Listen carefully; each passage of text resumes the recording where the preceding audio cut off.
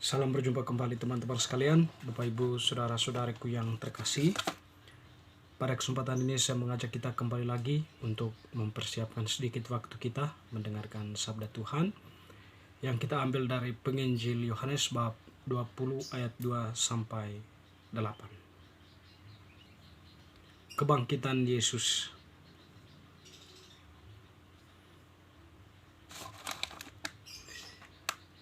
Ia berlari-lari mendapatkan Simon Petrus dan murid yang lain yang dikasihi Yesus dan berkata kepada mereka, "Tuhan telah diambil orang dari kuburnya dan kami tidak tahu di mana ia diletakkan." Maka berangkatlah Petrus dan murid-murid yang lain itu ke kubur, dan keduanya berlari bersama-sama. Tetapi murid yang lain itu berlari lebih cepat daripada Petrus, sehingga lebih dahulu sampai di kubur. Ia menjenguk ke dalam dan melihat kain kapan terletak di tanah, akan tetapi ia tidak masuk ke dalam. Maka datanglah Simon Petrus juga menyusul dia dan masuk ke dalam kubur itu. Ia melihat kain kapan terletak di tanah, sedang kain peluh yang tadinya ada di kepala Yesus tidak terletak dekat kain kapan itu, tetapi agak di samping di tempat yang lain dan sudah tergulung. Maka masuklah juga murid lain yang lebih dahulu sampai di kubur itu, dan ia melihatnya dan percaya. Sebab selama itu mereka belum mengerti isi kitab suci yang mengatakan bahwa ia harus bangkit dari antara orang mati. Lalu pulanglah kedua murid itu ke rumah.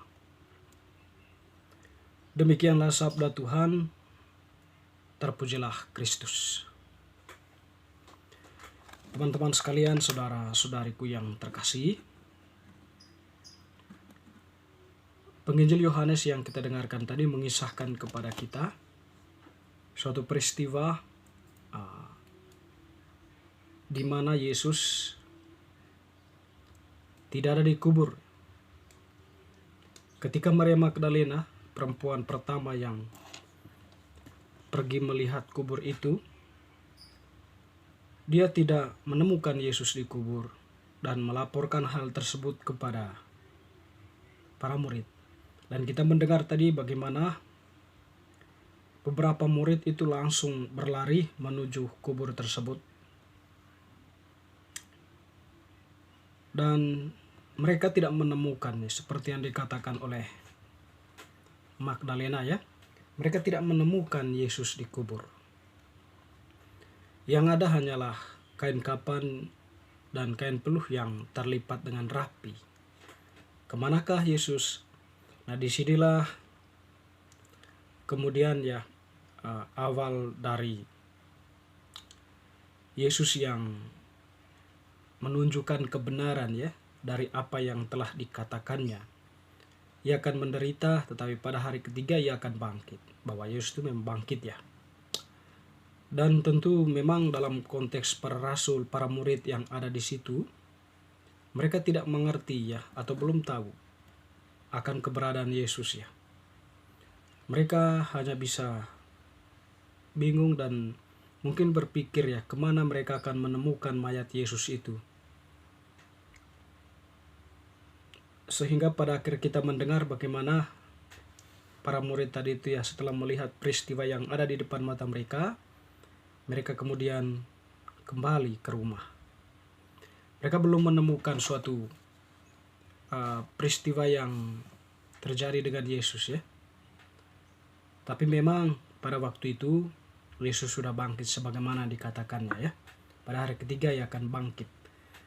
Teman-teman, saudara-saudari, kalau kita kembali ke dalam konteks Natal ya, seolah-olah bacaan Yohanes ini melompat jauh ke depan ya dari bacaan konteks Natal ya. Tapi dalam refleksi kita ya, Yohanes pernah juga merefleksikan atau menuliskan tentang kisah Maria ya. Jadi dalam babnya yang kedua ya, menceritakan tentang perkawinan di Kana. Jadi Maria tampil di situ sebagai tokoh yang menaruh belas kasihan ya kepada tuan rumah yang kehabisan anggur. Lalu dia datang kepada Yesus, memberitahukan kepada Yesus bahwa tuan pesta itu yang mengalami kekurangan anggur. Hanya memberitahukan informasi atau memberitahukan kekurangan ya,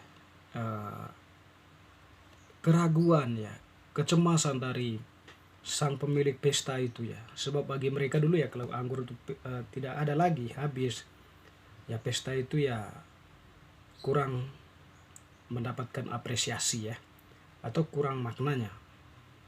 Anggur itu menjadi salah satu bahan utama ya, kemeriahan sebuah pesta, sehingga menjadi sebuah persoalan bagi tuan pesta ya, ketika anggur itu ya akan habis sementara pesta masih lama. Sehingga Maria pun datang kepada Yesus dan melaporkan hal tersebut. Lalu kemudian Yohanes menampilkan bagian keduanya ya. Maria di bawah kaki salib Yesus. Nanti kan setelah kisah perkawinan di Kana tak ada kisah lagi. Tetapi sampai pada kisah Maria di bawah kaki salib Yesus ya, di mana dia melihat sendiri putranya yang menderita ya. Mengalami suatu peristiwa yang sangat memukul hati Maria ya. Dia berdiri memandang putranya yang tak bersalah ya, digantung di salib dan wafat di salib. Tentu di sini ya, kedua kisah ini mau mengatakan Maria selalu ada ya untuk kita dan juga untuk putranya. Maria tampil ya sebagai perempuan yang memberikan peneguhan kepada kita umat manusia, tapi sekaligus peneguhan bagi putranya ya, yang mengalami penderitaan itu ya. Di situ Maria berada di bawah salib sebagai bentuk penyerahan dirinya secara total ya kepada rencana Allah sendiri. Meskipun sebagai ibu dia merasa sakit ya melihat putranya diperlakukan demikian.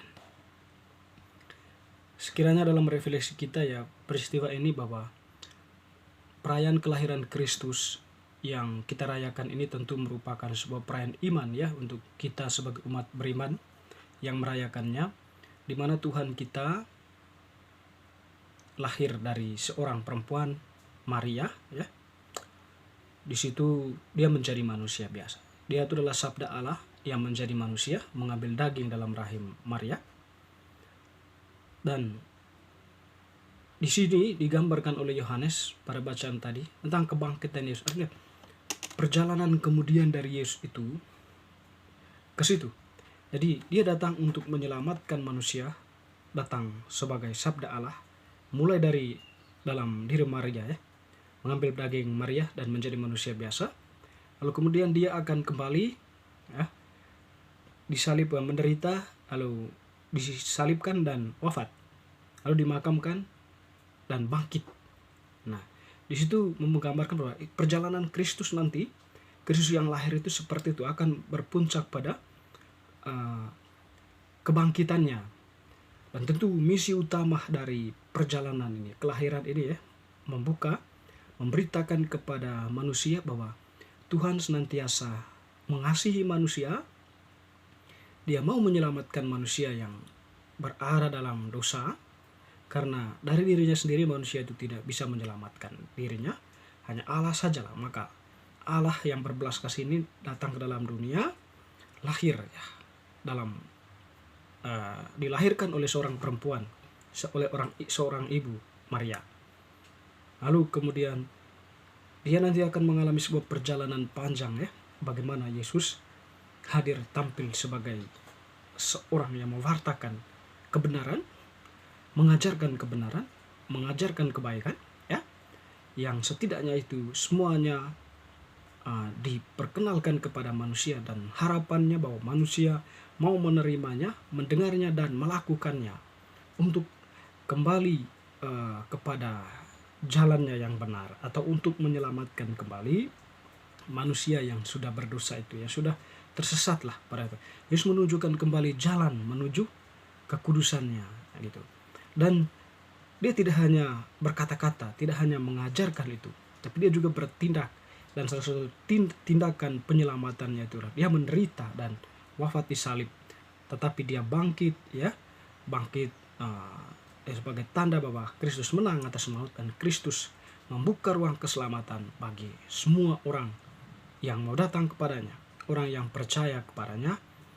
Tetapi dengan suatu istilah untuk keselamatan subjektif, manusia melakukan kebenaran itu, melakukan kebaikan, dan orang yang percaya kepadanya menampilkan diri berdasarkan apa yang sudah diajarkan oleh Yesus kepada mereka. Dan tentu dalam hal ini gereja yang senantiasa menyampaikan kebenaran itu, umat gereja atau umat Kristiani melakukan setidaknya apa yang sudah disampaikan itu. Dan itulah makna terdalam dari keselamatan itu, ya. Teman-teman, saudara-saudara yang terkasih, semua bacaan hari ini semakin meneguhkan iman kita. Amin.